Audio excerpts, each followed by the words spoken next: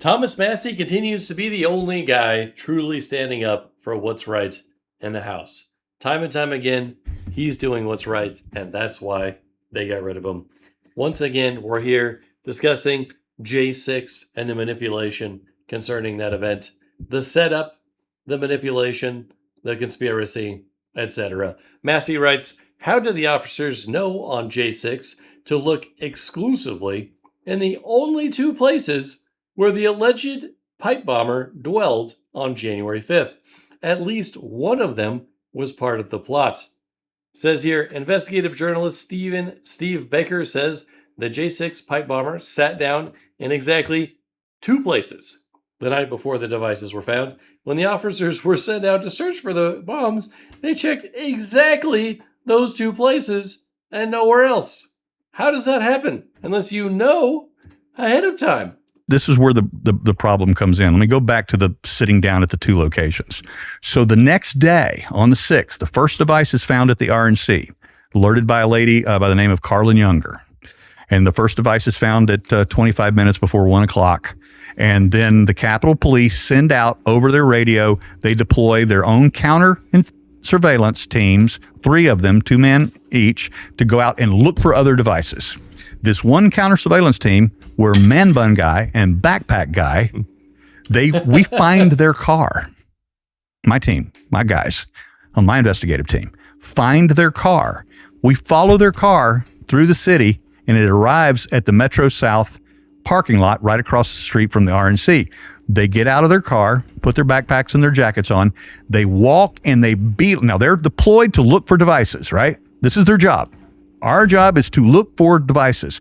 They spend their entire stroll from Metro South over to not the DNC. You know, it's funny about the current stage of life we're in where cameras are everywhere. And sometimes it's not regular people that get screwed. Sometimes it's the government itself. I mean, if those cameras didn't exist, showing us where they walked, then we'd be hearing a completely different story right now. They go to Congressional Black Caucus Institute and walk right up to the bush. Do this. Look under the bush. 2 minutes later, they then find the bomb at the DNC. The only two places that the hoodied individuals sat down the night before is the only two places they actually looked in their stroll. Is this a sign that the FBI and, you know, I hate to include it in here as well, but the CIA just don't have enough to do? They got to create their own problems. While they were looking for devices. They didn't look under garbage cans, under cars. They didn't look under other bushes. They looked nowhere else. Tucker. Sounds a little suspicious.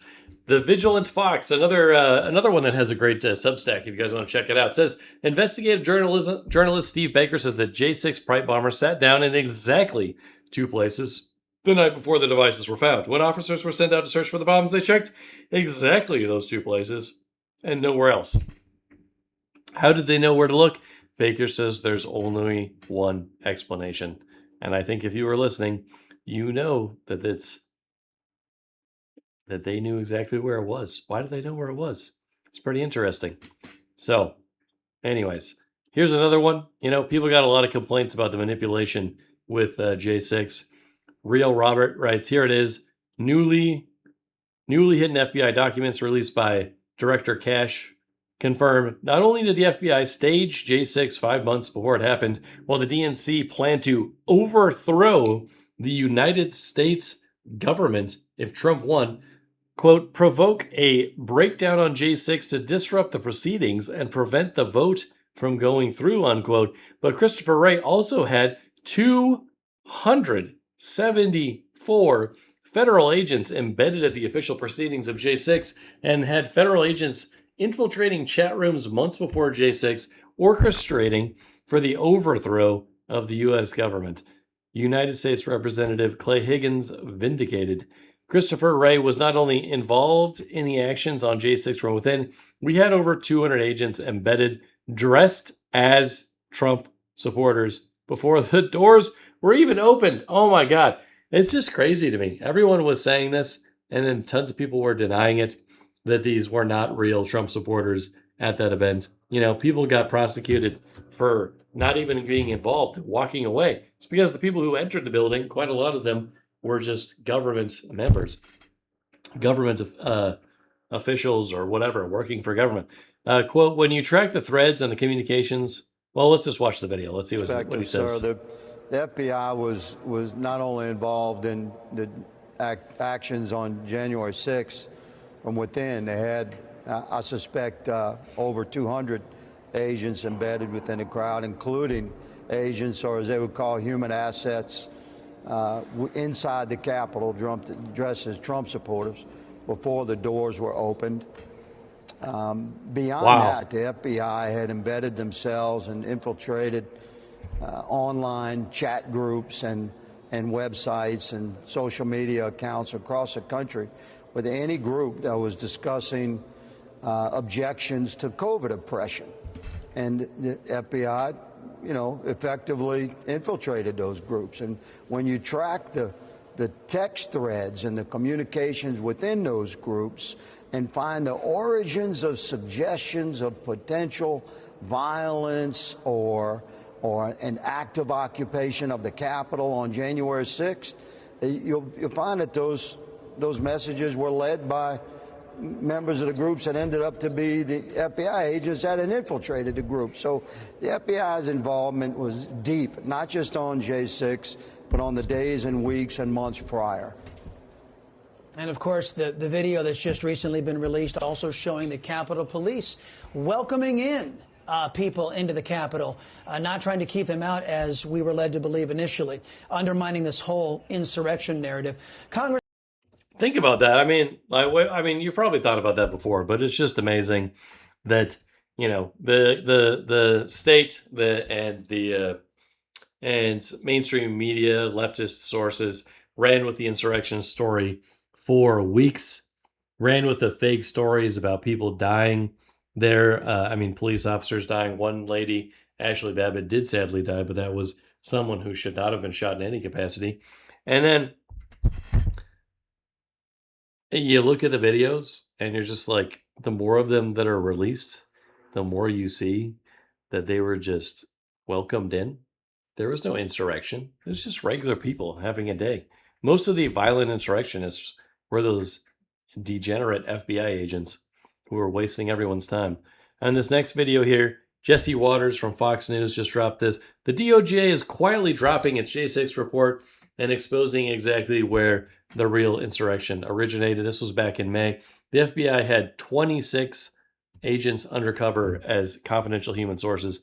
But, there were other agencies there as well, not just the FBI. So it's quite obvious at this point that they had significantly more than that. The 20 number was like what they were saying from the beginning. And then as Kash Patel investigated it more and more, the numbers just went up and up and up. I mean, given how many people were there, it was in the hundreds, not that 10,000s. So if you got 274 agents there, as this guy claims, as Clay Higgins claims, Representative Clay Higgins, then that's a huge percentage of the people that were there. It wasn't like 1 million people showed up to have a day of destruction. You're talking about, like, when you talk about this event, it's mostly just government involvement. Fox News alert, the Justice Department just released the bombshell report that we've been waiting for. What actually happened on January 6th? The FBI had 26 confidential human sources there that day. 26. A confidential human source is a guy the FBI pays to spy for them. Of the 26 confidential human sources who were in D.C. on Jan 6th, 4 entered the Capitol during the riot. An additional 13 entered the restricted area around the Capitol. So more than a dozen FBI spies participated in the so-called insurrection. A bunch of them broke into the Capitol. Their own inspector general says this is what happened. But that's not what they told you when they testified under oath. Liars. Those who were there in an undercover capacity on January 6th, how many were there? Again, I'm not sure that I can give you that number as I sit here. I'm not sure there were undercover agents on scene. I thought I heard you say you didn't know whether there were FBI agents or informants or human sources in the Capitol or in the vicinity on January 6th. Did I misunderstand you? I thought that's what you said. Well, I referred very specifically to undercover agents. Yeah. And so are you acknowledging then there were undercover agents?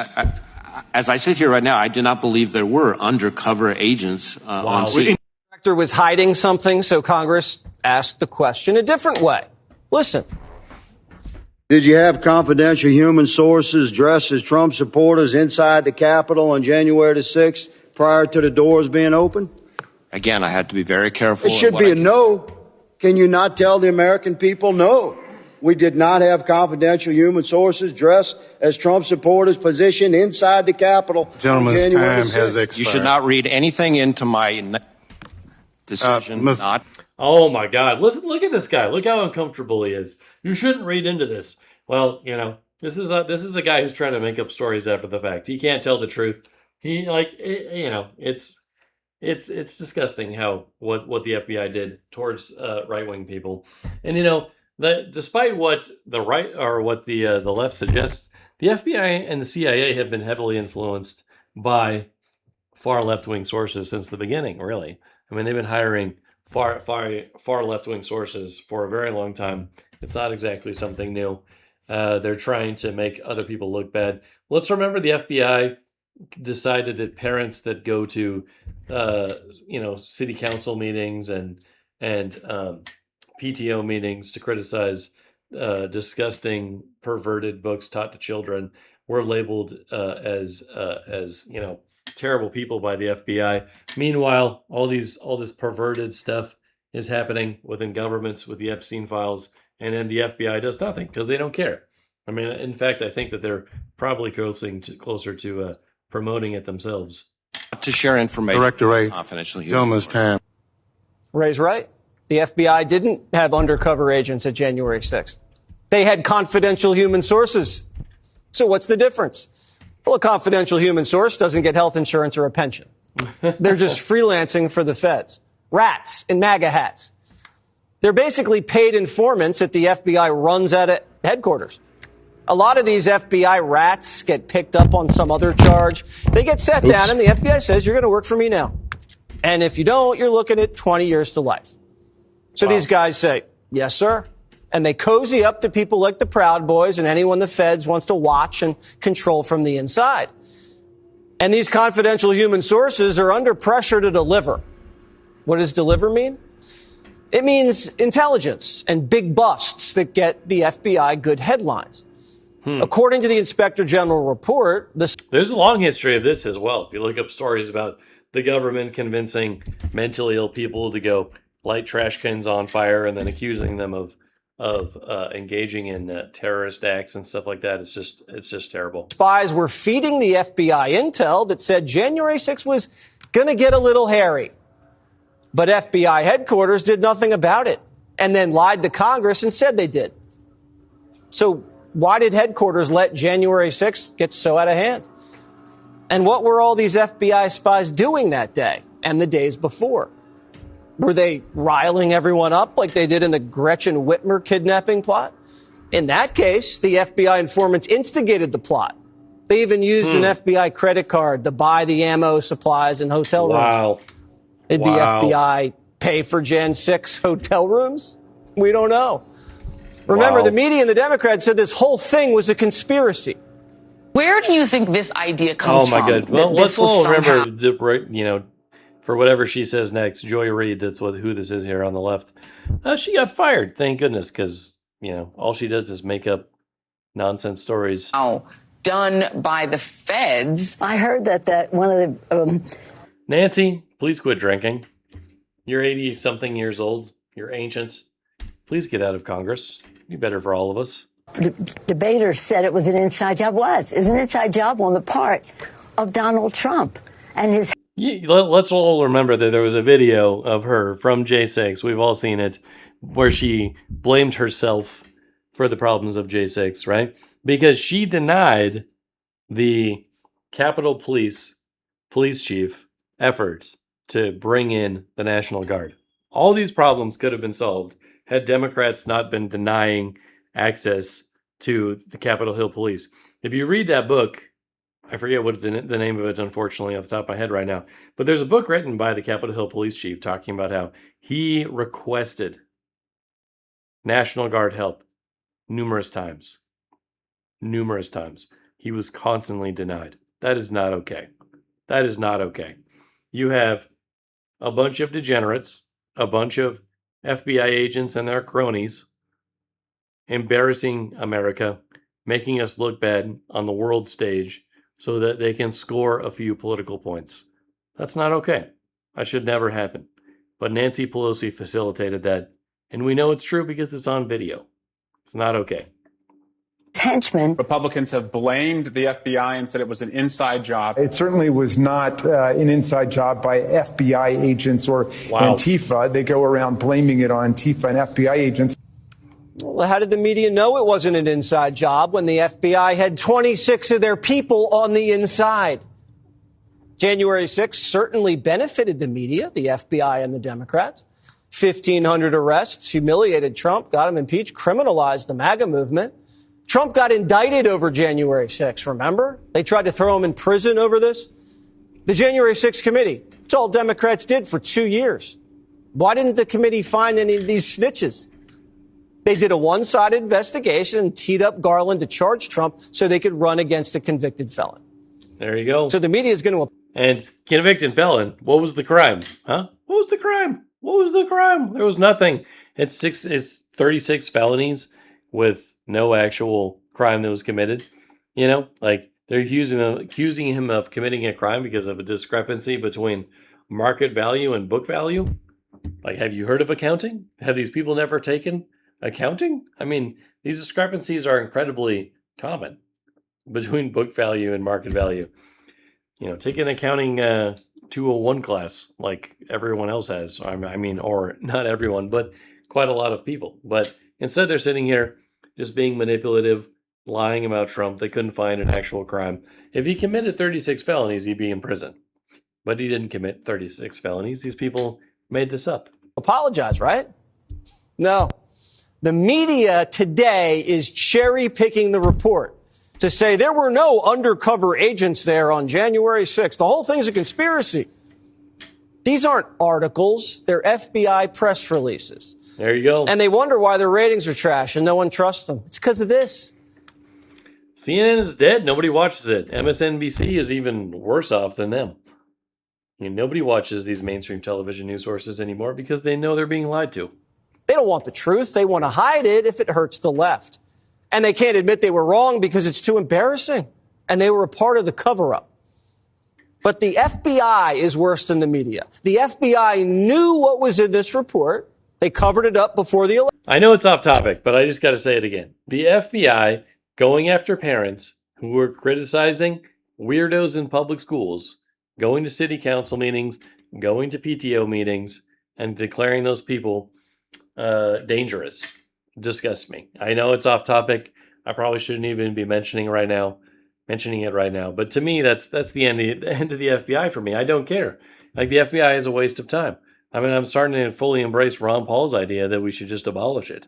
Election, and then the director says he's resigning the day before it comes out. Give me a break.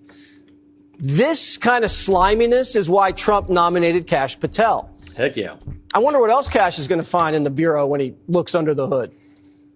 As a former federal prosecutor and a public defender who defended a lot of these types of cases, what you need to show is whether or not the FBI and government agents were using undercover operatives and informants on the day of January 6th. Once you prove that, then you defeat the insurrection narrative with the FBI's own documentation. And what does this report do to the January 6th defendants? None of the confidential informants were arrested or charged. These guys were right alongside everyone, walking into the Capitol. But you're in prison for years? Now, if you're a defense attorney for a Jan 6er and this drops after the case was decided, that could change everything. Constitutional law professor Jonathan Turley says this, quote, there is a question of why the confidential human sources who entered the Capitol were not charged as part of an operation that the Justice Department described as an effort to shock and awe, targeting everyone involved that day. This report does not find specific wrongdoing or direction from confidential human sources in the rioting. Congress, however, is likely to seek more information on these sources and their conduct on the day. Are you allowed to commit crimes as a spy for the FBI and not get charged? Because they said this was the greatest attack on democracy ever. Said it was up there with 9/11. Traitors, they said, seditionists. They're off scot-free.